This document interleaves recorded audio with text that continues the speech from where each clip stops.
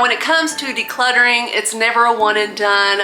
I think that after that first big initial declutter of a space, we tend to hang on to some things that we probably should have decluttered that first time around. And a lot of times, I think the reason is that we just see the dollar signs. We think of how much money we paid for these items that are still in good shape because we never use them. You know, we should probably try to use these items. We should hang on to them for just in case. We feel like that we haven't gotten our money's worth out of these items. Now, another reason could be that, you know, it was a gift. And if that person that gave us the gift found out that we decluttered it, it could hurt their feelings. They could be mad about it, upset, whatever, because we decluttered their gift. Now, gift or not, I think that anything that we decide to keep and bring into our home is something that we have to take care of. We have to clean, we have to store it somewhere. It has to take up space in our home. We have to manage this stuff. And so it's really only our business what we decide to keep and what we decide to declutter. So if you're hanging on to something that you just don't like, you never use, maybe it just did not work for you, it wasn't your size, or, you know, not your style if it was a gift, you know, don't feel bad. Go ahead and declutter it. So you can see I'm here in my kitchen and I did my big kitchen declutter probably a year ago.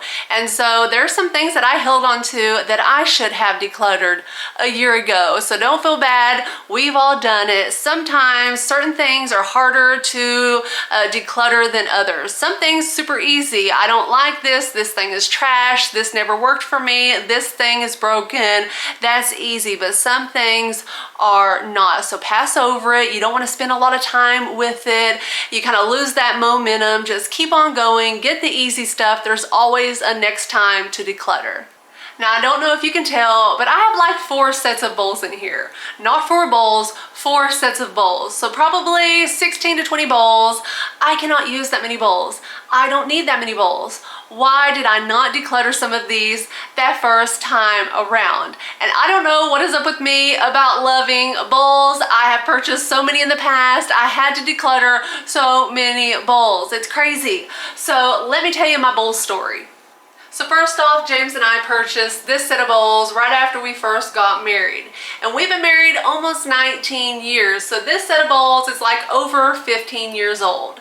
Now, shortly after purchasing these, my mother-in-law gave this set of 3 to me as a gift. So these 2 sets I have loved and I have used for, you know, over 15 years.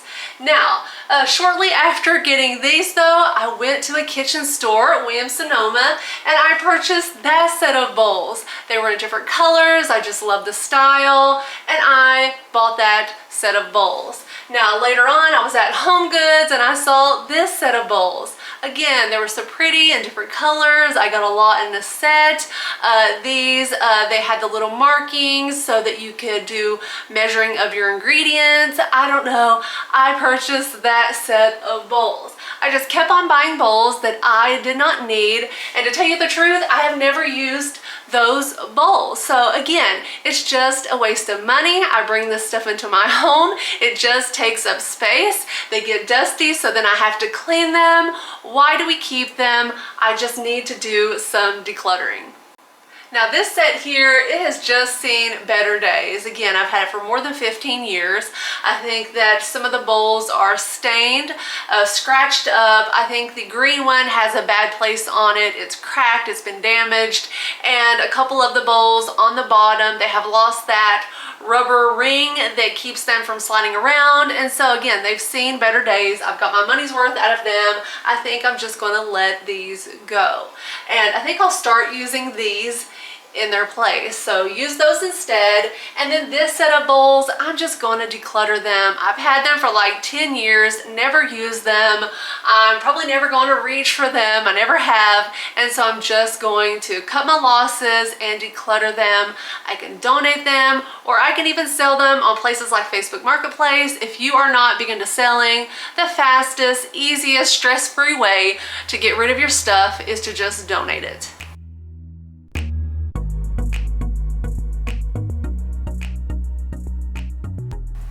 So that was 9 bowls that I have decluttered. I'm feeling really good about that. I have freed up space here in my kitchen. I no longer have a couple of sets of bowls that I am not using. I can put stuff there that I love and I use here in my kitchen. So I actually want to go ahead and declutter this as well. This is something else that I hang on to that I never use. I think I purchased this again like so many years ago. I used it like one Thanksgiving. It's like a little bread basket. I even bought a fancy little napkin to lay down in here.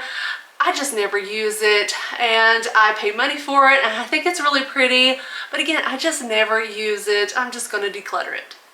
So what I've learned from this is that a lot of times we buy multiples of the same thing. A bowl is a bowl is a bowl. It does the same thing, but yet we buy multiples, them in different colors and different shapes and different styles, but we buy too many. We end up having way too many options. We always reach for our favorite ones, and then some of those just never get used.